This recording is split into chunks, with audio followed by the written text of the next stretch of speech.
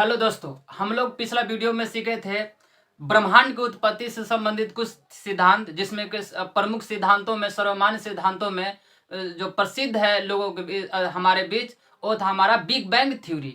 तो big bang theory महाविस्फोट सिद्धांत क्या होता है, इसका चर्चा मैंने पिछले वीडियो में किया है और उसमें बताया है कि ब्रह्मांड की उत्पत्ति कैसे हुई। आज हम लोग इस वीडियो में सीखेंगे कि आकाशगंगा अर्थात आकाशगंगा के बारे में मैंने पिछला वीडियो में भी कुछ थोड़ा सा बताया था कि आकाशगंगा किसे कहते हैं, लेकिन इस वीडियो में हम लोग आकाशगंगा का पूरा जानकारी लेंगे। तो बने रहिए वीडियो में और हमारे साथ बढ़िए आगे। और हम लोग देखते हैं, तो अगर हम बात करें आकाशगंगा, तो आकाशगंगा का इंग्लिश वर्ड जो होता है, बोलते हैं हम लोग उसको इंग्लिश में गैलेक्सी बोलते हैं। क्या बोलते हैं? गैलेक्सी बोलते हैं।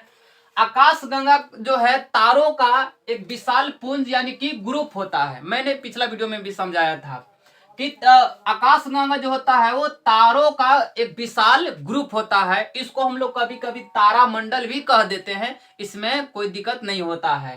तो अब इसके अगर हम लोग बात करें आकाशगंगाओं को, तो अगर ब्रह्मांड में आकाशगंगा को अगर गिना गया खगोल शास्त्रियों द्वारा, तो लगभग आकाश गंगा जो है ब्रह्मांडों में लगभग 100 अरब की जनसंख्या में आकाश गंगा जो है लगभग ब्रह्मांड में 100 अरब से के लगभग माना जाता है। वहीं पर अगर हम बात करें कि आकाश गंगा जो है किन किन चीजों से मिलकर बना होता है, तो आकाश गंगा में 98% जो होता है तारों का समूह होता है। 98% तारों का समूह होता है और मात्र 2% आकाशगंगा का जो हिस्सा होता है वो गैस और धूल होता है। और गैस और धूल को हम लोग बोलते हैं नेबुला। क्या बोलते हैं? नेबुला।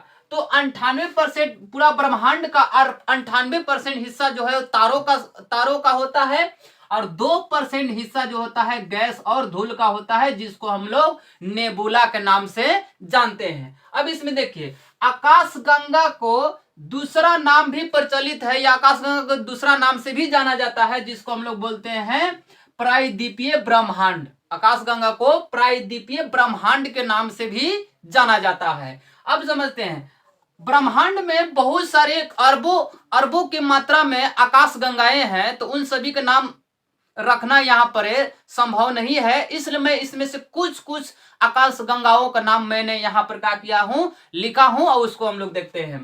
तो कुछ आकाश गंगा में जैसे कि एक आकाश गंगा है बृहद मैगलेनिक, क्या है? बृहद मैगलेनिक, फिर है लघु मैगलेनिक मेघ, फिर क्या है स्कल्पचर सिस्टम, फिर है अर्सा माइनर सिस्टम और है ड्रेको सिस्टम। उसी में सबसे सभी आकाश गंगाओं में एक जो आकाश गंगा है वो हमारा दूध मेखला अर्थात मिल्की वे, और एक और आकाश गंगा है जिसको हम लोग बोलते हैं एंड्रोमेडा, जिसको हम लोग एक और नाम से देवयानी नाम से भी इसको हम लोग जानते हैं।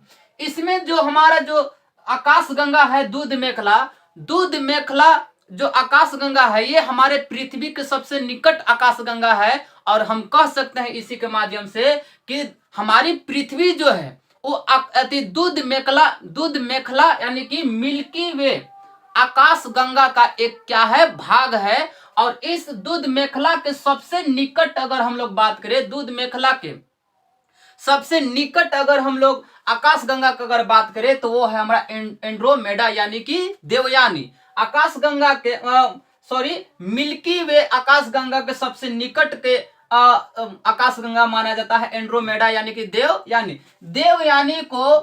देवयानी को हम लोग तारामंडल के नाम से भी जानते हैं, यानी कि इसको देवयानी तारामंडल भी कहा जाता है। अभी तारामंडल क्या होता है?